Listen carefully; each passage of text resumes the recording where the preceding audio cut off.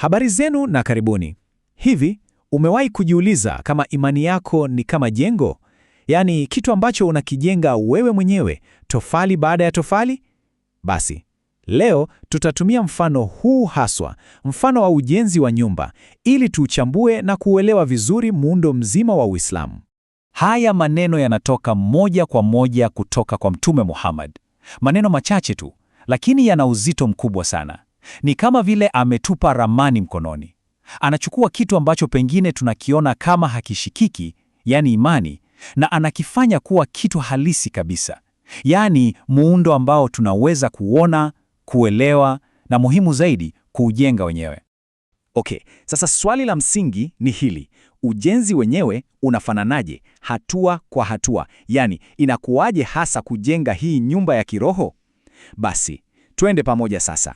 Tutaifungua hii ramani na tuone kila kitu, kuanzia tu kutafuta kiwanja mpaka tunakabidhiwa funguo. Sawa. Sasa, kabla ya jambo lolote lile, kila mjenzi anajua unahitaji kwanza kuelewa una vifaa gani na mpango wako wa kazi ukoje. Kwa hiyo, hebu tuanze na hapo, tuangalie hivi vipengele vya msingi vya mradi wetu. Sasa kwenye ujenzi huu wetu wa kiroho, duka letu la vifaa, yaani hardware, tunapata kila kitu kutoka vyanzo viwili muhimu sana. Kwanza, Qur'an, hii ndiyo ramani yenyewe. Na pili, tuna Sunna, yaani mafundisho na matendo ya Mtume. Hizi sasa ndizo maelekezo ya jinsi ya kutumia hiyo ramani. Na bila shaka, kila mradi unahitaji fundi mkuu, yule anayejua ramani ndani nje. Na hapa fundi mkuu wetu ni Mtume Muhammad mwenyewe. Pamoja naye wapo wasaidizi wake, wale wanazuoni wenye sifa, ambao wanafuata na kuelewa shule yake ya mawazo. Hao ndio viongozi wetu. Okay, sasa tuna ramani, tuna maelekezo na tuna fundi. Kinachofuata ni kuandaa eneo la ujenzi. Sasa tunaingia kwenye hatua ya pili, kuandaa kiwanja na msingi. Unajua, huwezi kuanza kujenga hewani tu. Lazima uwe na ardhi na lazima iwe tayari. Kila kitu, yani kila kitu kabisa, kinaanzia hapa. Kabla hata hujafikiria kununua tofali au saruji, lazima uwe na kiwanja. Na katika mfano huu wetu, kiwanja chenyewe, kiwanja ambapo jengo zima la imani yako litasimama, ni moyo wako. Ndiyo, moyo wako mwenyewe. Sasa umeshapata kiwanja, kinachofuata ni nini? Uhakika wa umiliki, yani hatimiliki. Hapa sasa hatimiliki yetu ni shahada. Hebu fikiria hivi, bila hiyo hati, hata ukijenga jumba la kifahari kiasi gani, ni kazi bure. Ni kama unajenga kwenye kiwanja cha jirani. Siku ya mwisho sio mali yako. Okay, kiwanja ni chako, kina hati. Sasa kazi inaanza, si ndio? Lakini subiri kidogo. Je, unaweza kuanza kumwaga msingi kwenye kiwanja kilichojaa vichaka, mawe na takataka? Haiwezekani. Unapaswa kwanza kusafisha eneo. Hii ndiyo tazkia, yaani kusafisha moyo, kutoa yale magugu ya kiroho kama vile kiburi, chuki, husuda, kabla ya kuanza jambo lolote zuri. Na hapa sasa, sikiliza kwa makini, kwa sababu hili ni jambo la msingi kweli kweli. Baada ya kusafisha, unamwaga msingi. Ungetegemea labda msingi ni swala au saumu, sivyo? La, kwenye ujenzi huu, msingi wenyewe ni tabia njema, uaminifu na ukweli. Fikiria jengo lisilo na msingi imara, linayumba, linatitia na mwishowe linaanguka. Hivyo ndivyo ilivyo kwa imani isiyo na tabia njema, inazalisha unafiki tu.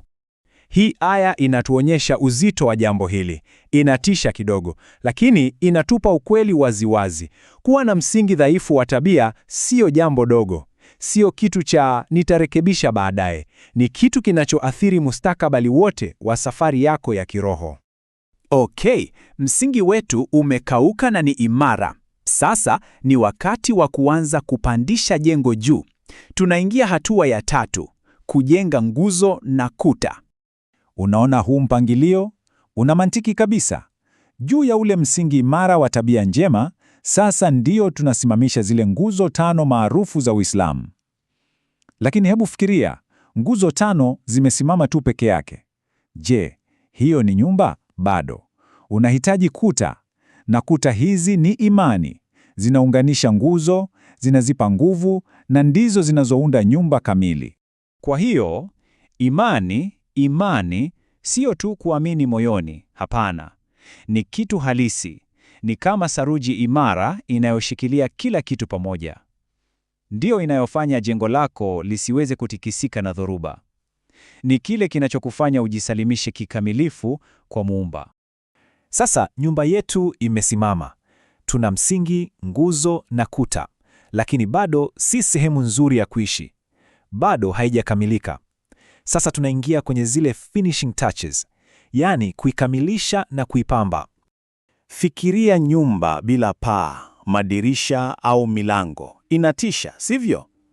Paa, milango na madirisha yako kwenye nyumba hii ya kiroho ni dua. Dua inakulinda kama paa. Inafunga milango dhidi ya shari na inafungua madirisha ili nuru na baraka za Mungu ziingie. Ni mfumo wako wa ulinzi na mawasiliano kwa wakati mmoja. Na sasa tunakuja kwenye sehemu nzuri zaidi, mapambo. Hii ndio ihsan, ubora. Hapa ndipo unatofautisha kati ya kujenga tu ili mradi na kujenga kwa ustadi na uzuri. Ihsan ni kufanya kila jambo kana kwamba unamuona Mungu mbele yako. Na hata kama wewe humuoni, unajua fika kuwa yeye anakuona. Hiyo inabadilisha kila kitu. Hebu angalia hii tofauti. Ni kubwa sana. Mmoja anaswali, mwingine anaswali kwa unyenyekevu na utulivu wa ajabu. Mmoja anaepuka yaliyo haramu, mwingine anaenda mbali zaidi, anaepuka hata yale yenye shaka kwa kuhofia tu kumkosea Mungu. Unaona? Sio tu swala la kufanya, ni swala la jinsi unavyofanya, kwa ubora gani, kwa umakini gani. Basi, nyumba yetu imekamilika na inapendeza sana. Lakini kazi haijaisha. Sasa ni wakati wa kuishi ndani yake. Na kuishi ndani ya nyumba kunamaanisha mambo mawili: kuifurahia, lakini pia kuilinda dhidi ya hatari. Nakumbuka, kila nyumba nzuri ina maadui, na nyumba yako hii ya kiroho ina adui mkuu mmoja, Shetani. Kazi yake ni moja tu, kutafuta njia ya kubomoa ulichokijenga. Anatafuta ufa mdogo kwenye msingi au udhaifu kwenye ukuta ili aingie na kuharibu kila kitu. Ni lazima uwe macho. Sasa, kama ilivyo kwa mjenzi yoyote, kuna vitu viwili vinavyokupa motisha wa kufanya kazi. Kwanza, ni malipo mazuri ya kazi iliyofanywa vizuri. Na pili, ni hasara ya kufeli kwenye mradi huu. Hili sasa linatuleta kwenye hitimisho la mradi huu wote wa maisha. Mwisho wa siku, ni rahisi sana. Mradi huu una matokeo mawili tu, hakuna la tatu. Ubora wa nyumba unayoijenga hapa duniani sasa hili ndio utakaoamua moja kwa moja aina ya makazi utakayopewa kule akhera.